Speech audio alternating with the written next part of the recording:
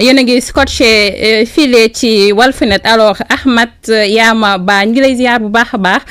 di la jox sa wàccuwaay on espère que màggal gi neexoon na et que màggal ngeen ci jàmm ak salaam ñu ñaan rek bépp ñaan bu nga xamante ni def nañ ko foofu rek mu daal di yemb donc Moustapha on nous signale que son bi dafay xaw a doy waar loolu xëy na laataa ñoo tàmbali rek ngeen lijjanti ko ndax waxtaan wu am solo la ñu bëgg a def ak tey ñi nga xamante ni tey ñoo di suñu ay mbokku internautes yi nga xamante ni ñu ngi ñuy topp si c'est bon Moustapha ngeen def ñu signe waaw je pense que gars yi ñu ngi naan c'est bon par là ah ci live bile bu fekkee c'est bon rek ñu daal di nag mën a wëyal ak internautes yi donc ñu ngi leen di ziar bu baax a baax Pompidou Thiam ñu ngi lay ziar Ramata Ba ñu ngi lay ziar One Love yow itamit si Mouhamadou Lo ñu ngi leen di ziar bu baax a baax alors mu mel ni nag bëggoon nañoo ñëw ak yéen comme ni ngeen ko xamee ndax askanu Sénégal ñu ngi ci njàkkare ak tiis gu métti loolu ñu ci bëri daal di sëngeem ginnaaw meurtre wala double meurtre bi nga xamante ni am na guddik dimanche ak lundi la ñuy wax parce que nag comme que ci guddi gi la am ci guddik dimanche jàpp lundi mënuñu wax exactement ndax dimanche la am wala lundi la am waaye dinañu dikk en tout cas ci double meurtre bi nga xamante ni dafa ñeel Abdoul Aziz Ba ñu gën koo xam ci Aziz Dabala ak Boubacar Gano ñu gën koo xam ci Wally lu tax nag ñu war a dikk ci cas boobu dafa nekk mbir mu doy waar boo xam ne mën nañu interpeller askanu Sénégal ci insécurité bi nga xamante ni moo am fii ci Sénégal rawatina ci banlieue bi waaye it interpeller ñi nga xamante ni ñoo di suñu ay autorité compétente ngir nag ñu daal di nag jublu ci insécurité bi nga xamante ni moo am file ci Sénégal depuis lors nag gis nañ ni que coow li bëri na ku ci nekk yaa ngi wax ñeel enquête bi nga xamante ni am na ci génnuk àdduna Abdoul Aziz Ba mi nga xamante ni moom comme ni ma leen ko waxee léegi ñu ngi koy woowee Aziz Dabala ak Boubacar Gano ñu gën koo xam ci Wally donc tey dinañu dikk ci lu ni mel ñu xoolaat son bi rek parce que waxtaan wi ñu war a def dafa am solo bu baax a baax laataa ñu dikk ci yaatal bi su fekkee baax na au niveau de la régie ñu mën a daal di nag tàmbali ndax nekk na dossier boo xamante ni ñeel na askanu Sénégal te daanaka dañ ci war a def nag très très attention parce qu'il s'agit de meurtre génnuk àdduna dafa doy waar te nag ñii nga xamante ni tey ñoom la ñu faat seen bakkan nekkuñu n'importe qui te ni ñu leen rayee aussi dafa ëlëb xel yu bëri yu nga xamante ne jamono ji tax na sénégalais ñu ci bëri daal di sëngeem bu fekkee son bi baax na ngeen def ñu signe ñu ngi leen di ziaraat bu baax a baax encore une fois Ousseynou depuis Italie ñu ngi lay jox sa wàccuwaay daanaka ñu ngi ci au niveau de la régie di xool li nga xamante ni moo di son bi rek laataa ñu mën a tàmbali dinañu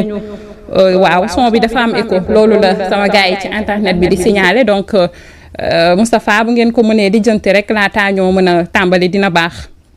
ñu ngi leen di ziar bu baax a baax problème d'écho la ñuy wax alors il faut nag déggante bi mën a yomb ndax dañu ñëw tey pour waxtaan ak askanu Sénégal waxtaan ci dossier bi nga xamante ni moo di dossier Abdoul Aziz Ba ñu gën koo xam ci Aziz Dabala ak Boubacar Gano ñu gën koo xam ci Wally donc au niveau de la régie bu fekkente ni rek son bi wala écho bi c'est bon ñu daal di mën a nag dugg ci waxtaan bi est-ce que c'est bon vous me faites signe yéen a ngi may dégg c'est bon on peut y aller alors ñu commencer li nga xamante ni moo di liggéey bi donc comme ni ma leen ko waxee dinañu def tey focus def édition spéciale wala andi ay rebondissement ci lu ñeel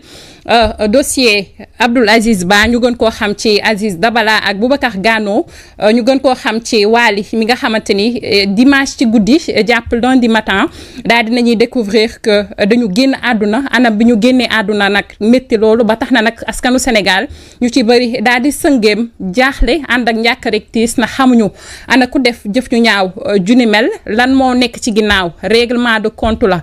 wala jalousie lu ci nekk daal en tout cas tey ñu ngi koy wax mais li ñu war a wax te mu wérte woo li ñu mën a jël li nga xamante ne moo di information bu béton teg ko ci loxo askanu Sénégal mooy division des investigations criminelles mi ngi ci dossier bu ni mel dinañu dikk nag ci dossier bi boobaag léegi enquête bi fu mu toll donte yenn information yu sensible yi ñeel dossier bi duñ ci mën a àddu torop parce que nag dafa am yoo xamante ni pour mën a permettre dossier bi mu daal di nag évoluer bu baax a baax duñ ci mën a wax en tant que journaliste waaye duñu mën a jël teg ko ci loxo askanu Sénégal ndax xam nañ ni dossier bi interpellé na ñu bëree bëri comme ni ma ko waxee tout à l'heure ñeel insécurité bi nga xamante ni moo am Sénégal ñu war ci interpellé ñenn ñi waaye interpellé ci aussi autorités yi nga xamante ni ñoo nekk Sénégal waaye it ku ci nekk sa rongañ daal di dal sa dënn ndax dañuy wax ni que ñi amal jëf ji ñu jege woon Aziz Dabala la ñeneen ñi ne ay xaritam lañ ay àndandoo lañ en tout cas enquête bi li wér te wóor mooy division des investigations criminelles mi ngi ci biir waxtaan bi tamit dinañ ci jël sama beneen naataango sama nawle d'amour comme je l'appelle di Thioro Mahou Mandela moom itamit depuis lors gis nañ ni que mi ngi ci dossier bi di ko suivre de près pour yéen ñi nga xamante ne sénégalais yi yéenay suivre information ñu mën leen a jox la bonne information à temps réel bu ko defee nag ñu leen di wax ak fàttali ni Abdoul Aziz Ba mi ñu gën koo xam ci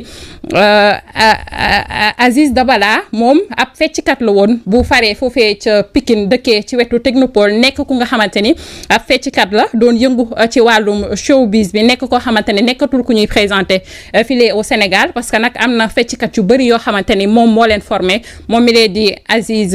Dabala doon feccal aussi waykat yu bëri ay ténor yu bëri yoo xamante ne ñu ngi fii Sénégal jot naa liggéey ak ñoom donc bi mu génnee àdduna daal di nag tooyal xolu ñu bëri waaye anam biñ ko rayee wala anam biñ ko fekkee tamit métti bu baax a baax ñuy fàttali ni que moom Aziz Dabala police su Pikine moo njëkk a hérité du dossier parce que nag moo ànd ak police scientifique daal di ñëw nag foofee ca Pikine def les premiers pas yi nga xamante ni dafa ñeel enquête bi premier élément yi mën nañ ne police scientifique ku ne xam na ni boo ne police scientifique xam nañ leen ci xarañteef xam nañ leen tey jii ci jumtukaay yu am solo yi nga xamante ni am nañ ko ci wàllum information wala enquête ak dossier yu ni mel ba tax na nag ñoom def nañ ay prélèvement ñeel deret bi nga xamante ni moom la ñu fekk foofee parce que nag ci pour rappel bi ñu rayee Abdoul Aziz Ba mi lee di Aziz Dabala bi ñu demee ci appartement bi nga xamante ni moo nekkoon foofee ca Pikine gis nañ ni que fekk nañ ko ci anam yu doy waar ndax couloir yi nga xam ne xamante ni moo nekkoon ci appartement ba dafa daal di takk deret donc police scientifique profité na ci loolu ngir jël ay prélèvement waaye it ci biir appartement ba fekk nañ fa it tamit ab paaka boo xamante ni ma nga fa woon kan moo yore woon paaka boobu kan moo jëfandikoo woon paaka boobu ndax ñi def jëf ju ñaaw ji ñoo yoroon paaka boobu en tout cas bokk na ci élément d'enquête yi nga xamante ne jamono ji police scientifique yi tamit am na ay gëstu yoo xamante ni yu am solo yoo xamante ni def na ko ci am na benn téléphone ordinaire maanaam benn téléphone boo xamante ni du jël internet yi tamit fekk nañ ko foofu donc loolu bokk na ci élément du li bi ñuy wooye premiers éléments de l'enquête boo xamante ni fekk nañ ko mais par la suite dañoo jël nag dossier boobu daal di ko jébbal division des investigations criminelles ku wax division des investigations criminelles xam xarañteef gi nga xamante ni am nañ ko ci wàllum enquête ci wàllum gëstu ci wàllum saytu jamono ji ci Sénégal rawatina dossier bii nga xamante ni comme ni ma ko waxee rek dafa tax askanu Sénégal ñu ci bëri daal di sëngeem ndax anam bi ñu leen rayee ndax daanaka bu ñu nee diw génn na àdduna bu dee yàlla suñu borom moo ko jël rek naturellement peut-être dina métti waaye bu dee ak doomu aadama ni yow moo la fekk sa biir kër agressé la jël sa bakkan ñu ne diita waaye ñu ne anam bi mu ko jëlee dafa métti lool daanaka day tax rongañ daal di dal dënn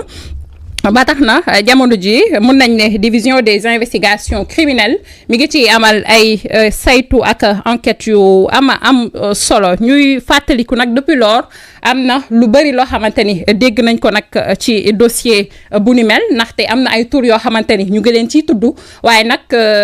ñu leen di wax ni ki ñu mujjee jàpp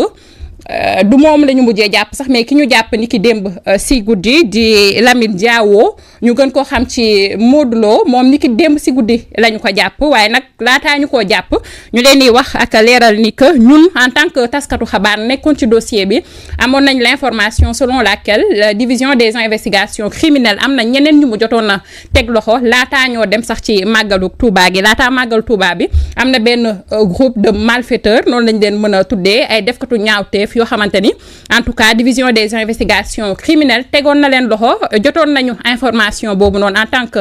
taskatu xabaar waaye nag mënuñu ci woon a àddu pour mën a permettre xëy na enquête bi mën a wéy bu baax a baax parce que nag donte ay journalistes lañ waaye nag il faut parfois ñuy mettre à l'aise ñi nga xamante ni ñoo di enquêteurs yi donc on a préféré se taire bàyyi xëy na enquête bi dox bu baax a baax laataa ñu cee mën a àddu donc pour vous dire que ni ki biig bi ñu jàppee Lamine Diawo ñu gën koo xam ci Modou Lo wala ñu koy woowee Modou Lo ñu ngi doon wax kii n'était pas le seul acte bu ni mel wala meurtre double meurtre bu ni mel benn nit rek mënu ko cee def donc dañ leen di rassurer que avant lui am na ñeneen ñoo xamante ne jàppoon nañ leen laataa ñoo egg ci li nga xamante ni moo di màggalug Touba bi waaye nag ci dossier boobu yi tamit ni ki biig si guddi dégg nañ ci turu ki nga xamante ni moo di Nabou Leye ku ko xam itam xam ni actrice la fecckat la waaye it nekkoon jigéenu Aziz Dabala nekkoon koo xamante ni tout le temps ils étaient ensemble en tout cas ils étaient inséparables tout le temps ñooy ànd donc ni ki biig ci guddi division des investigations criminelles daal dina koy interpeller waaye nag ci ginnaaw si dañ ko mettre en garde à vue nag ça veut pas dire que dañu ne ko yow yaa def wala da nga bokk ci ñi def déedéet dañu nekk di amal ab enquête amal ay saytu te nag comme bokk na ci ñi mujjee gis Aziz Dabala moom mi nga xamante ne moo di Nabou Leye c'est très normal ñu daal di koy woo donc booy wax ci mbirum dossier meurtre ak yooyu li nga ciy wax dafa war a wér te wóor donc moom mi nga xamante ne moo di Nabou Leye mettre nañ ko en garde à vue depuis hier waaye nekkul ni démb rek lañ ko woowoon ndax mercredi disons wóolu woon nañ ko foofee ca division des investigations criminelles déglu woon ko bi ñu ko dégloo ba noppi dañ ko daal di libéré bi ñu ko libéré vendredi ñu wóoluwaat ko dégluwaat ko bi ñu ko wóoloo dégluwaat ko vendredi par la suite amaan na yeneen arrestation yoo xamante ni amaan na ci est-ce que du kàddu yi mu wax dafa waroog yeneen témoignage yi nga xamante ni mu amaat foofu en tout cas li wér te wóor mooy big si guddi woowaat nañ ko moom mi nga xamante ne moo di Nabou Leye enquêté ko biñ ko enquêté ba pare nag ci dañ ko mujjee téye en garde à vue démb ci guddi ki daanaka on peut dire que ay 1h du matin la mais vers 4h du matin aussi amaat na beneen arrestation boo xamante ni amaat na ci ndaxte yëf yi on peut dire que benn groupe la boo xamante ni ñoo def jëf lu juni mel lan moo tax ñu def ko lan moo nekk ci ginnaaw règlement de compte la mbirum xaalis aussi boo xamante ni moom Aziz Dabala daf ko recevoir waroon koo séddoo ak ñeneen entre autres am na beneen xeex boo xamante ne aussi ñu ngi ko ciy wax bu amoon laata màggal Touba bi te nag ñu organiser woon benn cant bi ñu demee foofu nag jàppante am ci benn groupe ak ki nga xamante ne moo di Aziz Dabala ginnaaw si la Nabou Leye ànd ak Aziz Dabala daal di koy yóbbu ci këram loolu aussi bokk na ci question yi nga xamante ni laaj nañ ko Nabou Leye biñ ko laajee nag waxtu wi wala heure bi nga xamante ni ci la meurtre bi amee lan nga doon def moom daf ne daf doon nelaw mais bi ñu xoolee téléphone am dañ ko ne da nga doon wax WhatsApp nekk woon di nelaw donc yooyu yëpp nekk ay mbir yoo xamante ni xew na ci biir dossier bilee am na yeneen tur yoo xamante ni tamit mën nañ leen ko révéler ndaxte jamono ji ñoom i tamit yoon teg na leen loxo ci ñooñu mën nañ ci lim Omar Gueye bokk ci ñi nga xamante ni jamono ji interpellé nañu ko jàpp nañ ko division des investigations criminelles teg na ko loxo Serigne Sarr ñu gën koo xam ci ndës moom i tamit jamono ji yoon teg na ko loxo Ousseynou Diaw moom i tamit jamono ji yoon teg na ko loxo Assane Diaw moom i tamit niki biig yoon teg na ko loxo vers 4h du matin donc ñu mën a jàpp ni am na benn famille Diaw boo xamante ni ñu ngi dëkkee foofee ca Pikine ginnaaw raay ñoom ils sont tous impliqués parce que boo gisee Ousseynou Diaw Assane Diaw ak Lamine Diaw mi ñu jàpp ni ki biig ñoom ils sont de la même famille donc interpellé nañu leen bu ñu nee interpellé nañu leen nag ça veut pas dire que ñoom ñoo def lu ni mel waaye en tout cas woolu nañu leen déglu nañu leen mettre nañ leen en garde à vue que ñu mujjee jàpp nag mettre ko en garde à vue bokk ci kenn ci jigéenu Aziz Dabala di kii lee di Nabou Leye nag comme niñ koy waxee depuis lors coow li bëri na ku ci nekk yaa ngi naan ndax sañ naa def lu ni mel ndax sañ na cee bokk oui ou non amul benn information en tout cas bu concrète bu ñu leen mën a jox ni que ci la bokk wala bokk ci waaye enquête bi mi ngi wéy te li wér te wóor mooy comme bokk na ci ñi mujjee gis wala ñi mujjee jokkook Aziz Dabala daal di nañ koy wóolu ngir déglu ko bi ñu ko dégloo nag ñu leen di wax ni que nekkul ni démb rek kese dañ ko déglu nañ ko mardi libéré ko bàyyi ko mu ñibbi këram vendredi ñu dégluwaat ko libéré ko bàyyi ko mu ñibbi këram ni ki nag big si guddi dañ ko wóoluwaat démb def nañ ak moom daanaka 3 heures de temps yoo xamante ni amoon na ay laaj ak tontu yu dox ci moom ak enquêteurs yi nga xamante ni ñoo faree ca division des investigations criminelles ginnaaw si dañ ko mettre en garde à vue donc nekk autant d'informations yoo xamante ni tey mën nañ koo joxe bu ñu joxee nag tur yi nga xamante ne moom la ñu joxe wala ñu tudd ci turu Nabou Leye nekkul encore une fois que ñoom ñoo def wala dañoo bokk ci ñi def déedéet yoon moo leen woolu xëy na suspecté nañu leen xëy na bokk nañ ci ñi mujjee jokkoog Aziz Dabala ak Wali xëy na bokk nañ ci ñi mujjee jëflanteeg Aziz Dabala ak Wali donc c'est très normal ñu woolu leen donc après comme ni ma ko waxee rek d'ici lundi ou mardi dinañu xam xëy na dossier bi nu mu mujjee ñu mën a xam mën ko clôturer bu ko defee ñu xam naka la wànnent mujjee kii bëtam li wérte wóor mooy sénégalais yëpp a ngi toog di xaar ndaxte comme ni ma ko waxee sëngeem nañu jaaxle nañu insécurité bi nga xamante ni moo am file ci Sénégal nekk lu doy waar loolu donc am na aussi ay transfert wala retrait d'argent yoo xamante ni tuddoon nañ ko ci téléphone Wali ak Aziz Dabala bile yu ci bëri yoot yi tamit dañ koy mën nañu ko weddi ndax ñu ngi wax que am na benn somme 3000 francs boo xamante ni retiré nañu ko mais ki nga xamante ni moom la ñuy woowee ndës jël na téléphone ki ñuy wax Wali turam dëgg di Boubacar Gano bokk ci kenn ci victime yi moom ki ñuy woowee ndës jot naa récupérer 5000 francs ci compte Wave am donc ñu ngi doon wax que bi muy retiré am na kenn koo xamante ni moo nekkoon à côté doon surveiller ak yooyu yëpp mën na nekk ay information yoo xamante ni mën nañu ko démentir li wérte mooy division des investigations criminel mi ngi ci dossier bile xëy na nag lii tooyal xol ñu bëri mooy Nabou Leye bi nga xamante ni tudd nañ ko ci en tout cas ñun bokk nañ ci ñi nga xamante ne bi ñu tuddee turam ci dossier boobu am nañ lu ñu métti loolu ndaxte bu dul dara jigéen la jege woon na ki nga xamante ni moo di Aziz Dabala ak Wali donc tey tudd nañ ko woolu nañ ko ba mettre ko en garde à vue mais ça veut pas dire encore une fois que moom dafa bokk ci ñaawteef gi lee wala moom dañ ko cee interpellé déedéet dañ ko woolu pour déglu nañ ko ba pare mettre nañ ko en garde à vue xëy na comme jugement amagul donc mënaguñu wax ni carrément qu'elle est impliquée li wérte wóor mooy déglu nañ ko ci cadre enquête bi ci la bokk donc nag comme dossier bu ni mel ñu ngi ci depuis tout à l'heure depuis jamono yi yëpp on va dire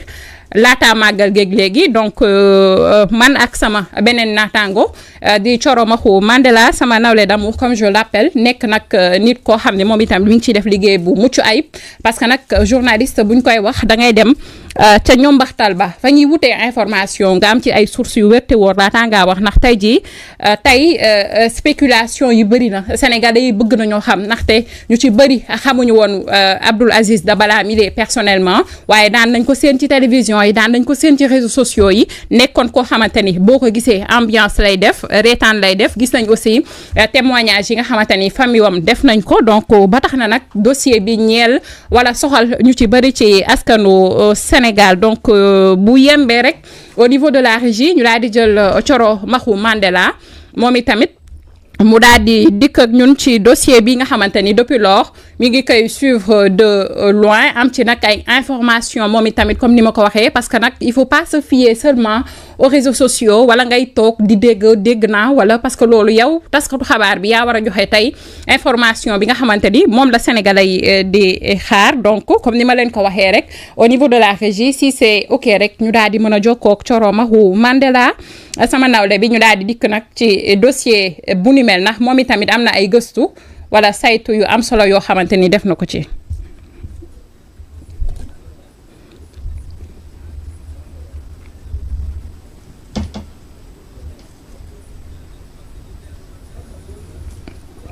waaw mu ngoog oui la régie c'est bon vous avez Coro allô. waaw xëy na le temps que rek ñu koy jot ñu fàttali leen ni niki démb bi ñu jàppee Lamine Diaw ñu ngi doon wala Lamine Diaw on va dire c'est bon d'accord allô Coro maa ngi lay ziar Coro Maxu Mandela mbaa yaa ngi ci jàmm waaw maa ngi sant alhamdulilah maa ngi lay ziar bàyyi la nga tuuti di la masawu yi tamit parce que tey nag dimanche la waaye xëy na bëgg a joxe information wala bëgg a def sa liggéey surtout askanu Sénégal nga xamante ni ñu ci bëri ñu ngi lay topp depuis lors moo waral tey dimanche bi nga génn ngir nag wax ak ñu ci bëri ñu nga xamante ni bëgg nañ ci ay éclaircissement di la ziar bu baax a baax. delloo naa la ziar bu wóor naa la di faam ñu daal di jokkoo ci nga xam ne moom di jokkoo bi à travers wala ñuy waxtaan ñu di mbokk ñu ci déglu saa yi mbégte la ñuy jokkoo maanaam sax beneen côté bi du mbégte bëgg na woon sans dossier yu mel nii ñu am ci Sénégal di ci mën a président waaye nag li ñuy wax rek lu ne dafa am nag yàlla dafa ñu liggéey ci liggéey te li ñu war moom mooy investigation waaye di ko seetlu yan ñu askan bi ay information yi te ñun moom mooy suñu liggéey ante la ñu bokk ci information di tukki fore wax bi ñu war a wax suñu nopp rek daa ñu wax dañu wax ñu ngi ci suñu li nga xam ne moom mooy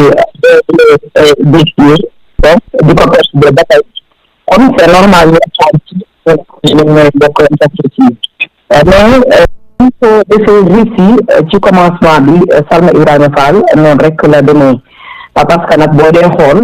li nga xam ne moom mooy faatu kii di Aziz Dabala ak ki nga xam ne moom moo di Wally dafa daal di metti lool ci askanu Sénégal te muti bu nu mel mënuñu ko natt foo ko takk rek wees na foofu donc na ñëw ci ki nga xam ne moom moo di Aziz Dabala gën koo xam ci turu Abdoul Aziz Ba moom nag mu ngi fekk baax foofee nga xam ne moom moo di ca diwaanu ginnaaw raay gi nga xam ni foofu la juddoo yaroo fa màggee fa defee ko lépp lu mu war a def ba yàlla def ko tey mu doon artiste di yëngu ci wàllu fecc waaye itam mu doon koo xam ne dañ koo gis ci série yi bu yàggul ak léegi waaye itam mu amoon ci wetam ki nga xam ne moom moo wuyoo ci turu Wally ñu gën koo xam nag turam dëgg di Boubacar Gano mi nga xam ne mu ngi fekk baax ca diwaanu Kolda ginnaaw gi ñu indi ko fi nga xam ne moom moo di ci Ndakaaru ba mu amee juróomi at ndax magam ju góor ju bokk ak moom benn papa moo ko indi woon fii ci Ndakaaru ngir mu jàng si waaye itam gën a xam lu bari ci àdduna bi loolu amee nag moom mu màggee foofee nga xam ne moom moo di ca diwaanu jàmm gën nag buñ koy wax digganteem ak ginnaaw raay daanaka sorewut ndax lépp Pikine la lépp xewe it waaye xale bi ginnaaw gi mu daal di nag fekk si Aziz Dabala ci këram mu dëkkal ko ndax ñu ngi dëkkoon fi nga xam ne moom moo di ci fi ñuy woowee Technopole nag bu ñu ko dee wax rek boo ñëwee ba ci autoroute bi loolu ak EDK bi nekkee ci Pikine boo ko jàddee jëm Technopole foofee yëpp dafa bokk fi ñuy wax béréb boobee nga xam ne fa la ñu faatee Aziz Dabala ak Wally mi nga xam ne ñoom lañu jël seen bakkan fay tolloo ku fi xale yi di jouer foofee ngay soo fa demee rek di nga fekk appartement bi nga xam ne foofu lañu jëlee seen bakkan appartement boobee nag ñu jëlee seen bakkan moom mi nga xam ne moom mooy Aziz Dabala moom moo ko jëloon ginnaaw gi mu daal di ci dalal Wally moomee nag di xale bu ko taxoon tax ba nag guddik dimanche daanaka ci lu ñu bari jàpp altene li ñu bari jàpp ne moom la ñu def jëf ju ñaaw joojee ndax boo dee xool ci ay di nga xam ne moom mooy ay kàddu yu ñu bari ci ay jegeñaale yi Aziz Dabala yëkkati bokk na ci rek ñu ne dimanche bi ñu bari ci ñoom jot nañu ko téléphone bokk na ci rakkam bu jigéen bi ci turu Aïda jot na ko téléphone dimanche ndax woo na ko jotu ko mu bàyyil ko message kon dimanche bi Aziz mi ngi doon jokkoo ak ñi mu jege waaye itam gis nañu ab xaritam bu ne rek moom Aziz dimanche bi déggante nañu ba wala sax ñoom ñaar ñoo nekk ba 19h maanaam timis la daal di dellu këram ginnaaw gi ci mardi bi la waroon nañu waat ci biir kër ga ngir ñu dem ca Touba ci màggal gi waaye yàlla def nag guddik talaata jàpp àllarba ci lañ daal di découvrir ñaari koor yooyu ndax ñu ngi ko fekk ginnaaw bi ñaar fukki waxtu ak ñaar jotee mu di 22h ci ngoon ci lañu daal di fekk ki nga xam ne nii moom moo di Aziz Dabala néewam ci biir foofee li ko andi nag bokk na ci ki nga xam ne moom mooy Nabou Leye dinaa ñëwaat ci turam ci kanam incha allah rabbi Nabou Leye bi nga xam ne ginnaaw jaabante bu mu doon jaabante foofee ndax dafa woo xaritam bii di Aziz Dabala jotu ko ci ñaari fan yooyee mu ñëw insister ngir dugg ci biir fi nga xam ne moom moo ji biir appartement bi xool ana lan moo fa xew ndax li tax dégguñu Aziz Dabala teew du woon jikkoom ki nga koy woo jëlut wala nga woo te ibbilu la donc lu ne la jaaxal ko ba mu daal di woo waa këñam Aziz woo rakk ko Aziz bi ñuy wax Aïda wax ko situation fi mu toll kooku ne ko laaja borom kër gi bi mu laajee borom kër gi nag borom kër gi ne ko comme tout le monde bëgg lu wóor rek na ku bokk ak Aziz Dabala ndey ak baay ñëw pour ñu mën a ibbi appartement bi ci la magam daw ñëw rakkam daw ñëw ñu ibbi appartement bi rakk ji njëkk a fekk waali ci boobule toilette fekk ko mu ñàkk ba kanam mais aussi aw diir ndax mënuñu woon dékku lu ni mel aw diir ci la ñu nag xaar police bu Pikine bi nga xam ne jege na loolu foofee bërëb ya moom moo daw ñëw waa police ñu daal di def les premiers constats ci la ñu ibbi yenn ci pièces yi salle beeg yeneen fekk Aziz Dabala ci salle bi fekk ñàkk na bakkanam ci ay jamat yoo xam ne def nañ ko ginnaaw gi nag le police scientifique ñëw relevé parce que kenn mënu leen a génne ci boobu leen enquête ginnaaw dañuy ñëw relevé lépp lu ñu war a jël ngir dimbali ñu war a yor enquête bi waaye itam enquête bi dox ba tegu ci loxo yi nga xam ne ñoom ñoo di waa division des investigations criminelles di DIC gi nga xam ne boobu ba tey nag ñoom ñoo nekk du début à la fin ci li nga xam ne moom moo di ci boobule dossier ñoom it waa DIC ginnaaw gi la deux jours avant màggal gi teg nañu loxo ñaar ci ay doomu aadama yoo xam ne ñoom bi ñu leen tegee loxo dañu ko jotoon a nëbb parce que comme dañu jàpp ci biir enquête bi ba ñu ko commencé ne li nga xam ne moom mooy ñi faat bakkan yooyee muy double meurtre nekkul ñenn ñu dul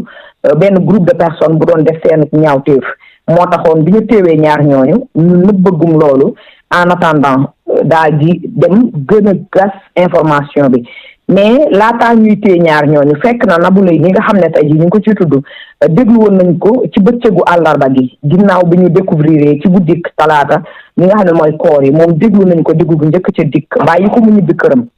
mais aussi ñaari fan après mu di aljuma ji ci jour li nga xam ne moom mooy màggal gi woowaat nañu ki nga xam ne moom mooy Nabou Leye dégluwaat ko déglu bu ñaareel ci boobule dossier waaye ku ne xam na ni tam ci guddi màggal gi ci guddi gi la ñu daal di wax ni wala sax la ñu am information comme quoi teg nañu loxo ki nga xam ne moom mooy wuyoo ci turu Mamadou Lamine Diawo la wuyoo ñu gën koo xam ci surnoowam di Modou Lo moom nag ma nga demoon Touba màggali comme tout le monde ñu soupçonné ko ci mbir mi tax ba waa gendarmerie bu Touba ànd ci ak waa DIC dem ca Touba Ndaamaatu fa nga xam ne foofu la daloon teg ko loxo moom nag bi ñu ko tegee loxo après rek dañu ko daal di jébbal waa DIC ñi nga xam ne ñoom ñoo ko jëlee foofee ca Touba indi ko ci Ndakaaru jébbal ko ñi nga xam ne ñoom ñoo yor enquête bi di waa DIC waaye tam waa DIC ginnaaw bi ñuy gas seeni ay enquête ak di lijjanti li nga xam ne moom mooy boobule dossier ci samedi bi la ñu daal di wooluwaat ñeneen di leen déglu bokk na ci ñu bari ñoo xam ne woo nañ leen ci dossier bi di leen déglu ci ay xaritu Aziz Dabala ci ay jegeñaaleem ati mbokkam mais yàlla dafa dogal ne moom Nabou Leye ñu ngi ko woo ci samedi bi bëccëgu samedi bi la ñu ko woo mu dem foofee ca DIC ñu daal di koy déglu ginnaaw ñetti waxtu yoo xam ne toog na ko ak l'enquêteur yi ñu ci baat ak tontu ci lañ nag daal di pare daal di koy mettre en garde à vue comme ni nga ko waxee nag ci njëlbeen bi ça ne veut pas dire que moom Nabou Leye dafa rey wala rayut wala dañu koy jiiñ carrément wala jiiñ ñu ko mais enquête bi moom moo diligenté ba ñu teg loxo ki nga xam ne moom mooy Nabou Leye jamono ji ñu wax ak yéen mi ngi ca division des investigations criminelles waaye itam yàlla moomu nag moom moo dogal ba li ñu mën a joxe ci information yu wérte wóor mooy jàpp nañu fi juróom-benn ci ay doomu aadama yoo xam ne ñenn ñi dévoilé nañu seeni ay tur ci réseaux sociaux yi bokk na ci ki nga xam ne moom mooy Nabou Leye te it mu méngoo ak tur yi nga xam ne moom la ñu jotee ci internet bi bokk na ci Serigne Sarr bokk na ci Oumar Gueye Nabou Leye tudd nañ ko léegi bokk na ci Assane Diaw bokk na ci Ousseynou Diaw ak ki nga xam ne moom moo di Modou Lo mi ñuy wax Mamadou Lamine Diawo donc ci leeral aussi dafa am ci ñoom ñaari seex yoo xam ne ñoom la ñuy tudd ci mbir mi mu di Ousseynou ak Assane Diaw mi nga xam ne nit ñu bari ñu di wax ni ñoom ak ki nga xam ne moom mooy Mamadou Lamine Diawo ñoo bokk benn famille loolu ça reste à voir parce que Diaw ak Diawo c'est pas la même chose Ousseynou ak Assane Diaw benn lañu ñoo bokk sant ay seex lañu bokkul ba tey ak ki nga xam ne moom mooy Mamadou Lamine Diawo mi nga xam ne moom la ñu gën a xam ci turu Modou Lo bokkul ba tey ak Serigne Sarr bokkul aussi ak ki nga xam ne moom mooy Oumar Gueye donc mu di tur yoo xam ne mën nañu leen a jàpp jamono ji ci l'enquête bi génne ci ñi nga xam ne ñoom la ñu am soupçon que bu ñaawteef boogee dee am groupe de personnes boobee la mais nag Salma li mu ci mën a leeral aussi bokk na ci enquête bi kenn tëjagu ko ñu ngi continuer di enquête parce que enquêteurs yi li ñu jàpp moom mooy yemul fii groupe de personnes bi du rek juróom-benn nit yi nga xam ne ñu ngi leen ciy tudd du ñooñu képp des na ñeneen ñoo xam ne mën nañu leena tegaat loxo à tout moment parce que enquête bi mu ngi déroulé wu te ñoom lépp lu ñu xam dinañu ko wax lépp loo xam ne ni enquêteurs yi soxla nañu ko ci enquête bi daañu ko wax looloo tax ñu ma ne la jàpp nañu ca njëlbeen nga ñaar pare déglu Nabou Leye bàyyiwaat ko mu dem ñu indiwaat ko dégluwaat ko ñetteel bi yoon téewaat ko waaye itam jàppaat ñeneen ñaar nit ki démb ci guddi gi nga xam ne moom lañu daal di wax ni jàpp nañ ci ñooñu donc tur yi ma la ci jox moom moo ci nekk nii ma la waxee ni noonu la leen enquête bi wooloo ba ku ci nekk ñu déglu la teg la loxo loolu moom moo ci am li ñuy wax nag ci ndës moom mooy nga xam ne ci wàllum wéef beeg yeneen yu ni mel loolee lépp enquête bi génne na ko fi ñu ko tracé mu dem di jël wéef bi ci numéro ki nga xam ne moom moo di Waly di Boubacar Gano di xale bi ñu rayandoo ak Aziz Dabala loolee lépp c'est à confirmer waaye itam li nga xam ne moom mooy ki ñu ne moom moo taxawoon ci wetam ba tey ji enquête bi ñu ngi déroulé wu ñu ngi ci loolee parce que nag journaliste bi lu ko war moom mooy génne information waaye bu génnee information na yem rek ci loolee nga xam ne moom mooy li information bi la tukkee ci information bañ cee yokk bañ cee wàññi loolee ñu wax ni moom moo am te it ñun suñu liggéey moom mooy lumière am ci mbir mi parce que tam moom moo tax ñuy tas ay xibaar moom moo tax aussi ñuy jokkalante ak ñi nga xam ne ñoom ñoo nekk ca boobule enquête waaye itam moo tax ñu koy jottali mbokku ñi nga xam ne ñoom ñooy mbokku sénégalais yi nga xam ne ñoom ñoo baaxoo ñu leen di jox yenn ci information lépp loo xam ne ni nag ñeneen ñu ngi ko ciy wax man dama naan du lu ma dégg du lu ma am ci information lu ci bari man dama ko dàq ci yooyu la information lu dul li ma ci am ñuy joxe ko parce que tam nit ki li mu am rek loolu lay duggee marché lu mu ci mën ci doon mooy mbir mi nii ñu ko waxee noonu la demee ñoom ñooñee ñu ngi ci loxoy yoon mi ngi continuer def liggéeyam te it man li may wax tous les jours ñun en tant que journaliste amuñu dara lu ñu war a avancer lu yoon avancé wul parce que ñun aussi dañoo war a dimbali yoon ngir mu daal di xam ana lan moo indi lii kan moo rey ñan ñoo rey lan moo tax ñu rey ban heure la ñu rey lan ak lan parce que lépp lu ñu ci mën ci doon tam bu enquêteurs yi tëjee dossier bi après lu ci nekk dinañ ko toppaat ñoom ñu ko def dinañ ñëwaat def reconstruction des faits ba incha allahu rabbi loolee lépp dina ci leer bu boobaa képp ku ci waxoon lu amut di nga mën a rectifier wu bu baax a baax mais lii ñu ci wax moom moo amagum ci l'enquête yi moom moo feeñagum ci l'enquête yi te it ñi nga xam ne ñoom ñooy enquêteurs yi nañu leen gën a yombalal seen liggéey mooy lu ci amagul ñu bañ a wax ne am na ci en attendant ñu déglu leen ba xam lan la ñuy génnewaat.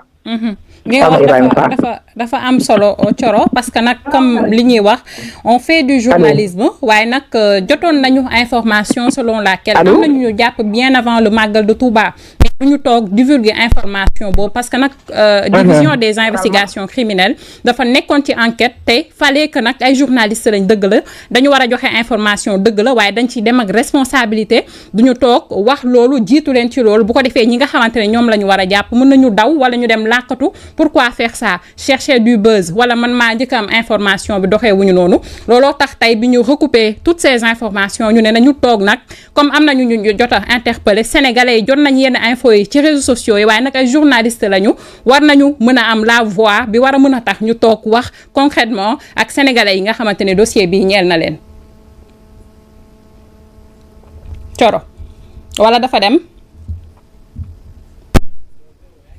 mu ngi ci. dañu war a garder suñu sang-froid di ànd ak daal ci lépp loo xam ne rek dañu koy dégg ndax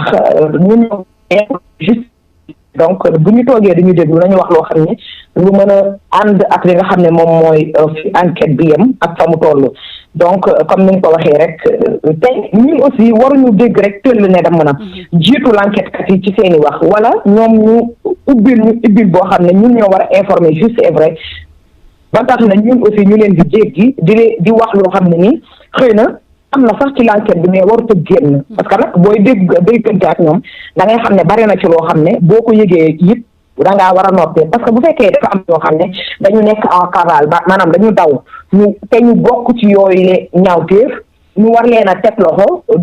bu ñu dee déglu ñun ñi nga xam ne ñun ñooy jottali information yi amaana ci ñun la ñuy déggee ñu leen di may ñu rëcc wala ñu dem feneen ak feneen ndax loolu am na fi bataay yi te comme groupe de personnes la ñu wax man depuis le début maa ngi leen di wax ni groupe de personnes la du benn du ñaari nit kon il faut enquête bi nag daal di mën a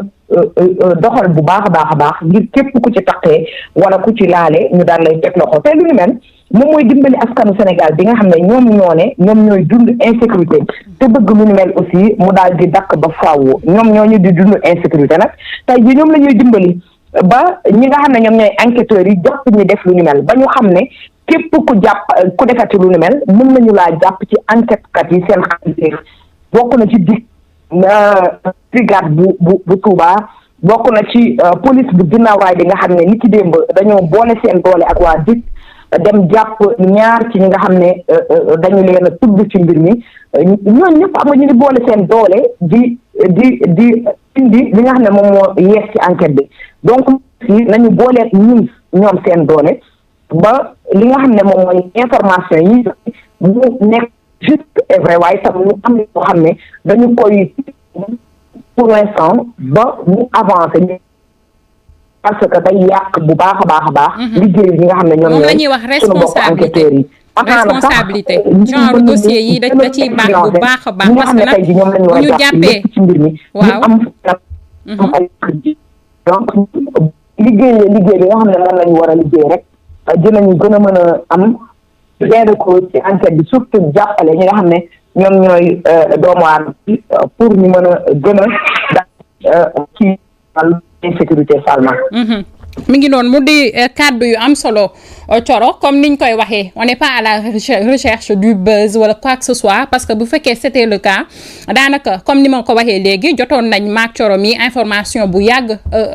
buy wane ni que jàpp nañ ñeneen laataa sax màggal Touba bi mais pour mën a permettre la division des investigations criminelles ngir mu def liggéeyam parce que tey jii bu dee am na ñu jàpp ñeneen ñi jàppaguñu leen nga daal di informer wax ci information boobu ñeneen ñi ci des mën nañoo daw donc da ngay préférer en tant que journaliste ànd ak responsabilité noppi waale ko muutu waale ko de temps que dig di def liggéeyam bu defee liggéeyam nag ba jàpp ñëpp ba pare ba ñu ne mettre nañ leen en garde à vue là mën nañu génn wax ak ñi nga xamante ni ñoo di sénégalais yi te nag ma yow tamit ma la ci jaajëfal parce que depuis lors yaa ngi ciy def liggéey bu am solo.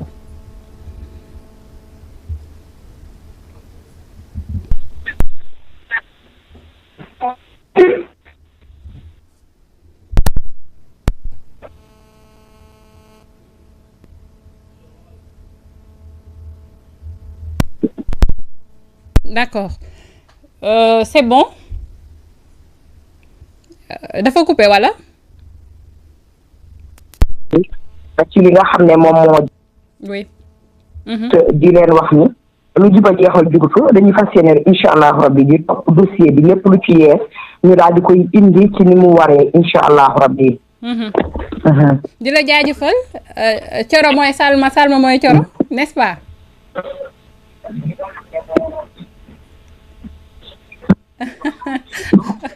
xam naa ligne bi mooy kii mais ma leen koy dëggal Thioro mooy Salma mooy Thioro alors am na solo bu baax nawle comme je t'appelle affectueusement liggéey bi la ñuy xaar ci journaliste parce que nag journalisme baax na ngay informer juste et vrai waaye di dem ak responsabilité comme ni ñu ko xamee ni leen ko Thioro waxee tamit depuis lors ñu ngi ci dossier bu ne information bu nekk aussi da nga ko ciy dégg mais il faut ñu ciy dem ak dal parce que nag mbirum meurtre dafa nekk lu doy waar te lii dafay interpeller non seulement askanu Sénégal waaye di interpeller suñu autorités yi nga xamante ni ñoo nekk fii ngir ñu gën a mën a bàyyi xel tey insécurité bi nga xamante ni moo nekk file ci Sénégal. Donc ñuy waxaat rek Lamine Diaw jàpp nañ ko niki biig Omar Gueye yi tamit jàpp nañ ko Serigne Sarr ñu gën ko xam ci Ndës jàpp nañ ko Ousseynou Diaw jàpp nañ ko Assane Diaw jàpp nañ ko niki biig à 4 heures du matin Naboulaye yi tamit mettre nañ ko en garde à vue démb waaye laataa ñu ko mettre en garde à vue déglu nañ ko mercredi dégluwaat ko vendredi niki biig nag dañ ko déglu ba pare daal koy mettre en garde à vue lan moo tax ñu mettre ko en garde à vue on sait pas li wette wóor mooy ça veut pas dire que déglu nañ la wala ça veut pas dire que mettre nañ la en garde à vue rek que yaa amal jëf ju ni mel donc enquête la ay lëñbët la ay saytu la yoo xamante ni tey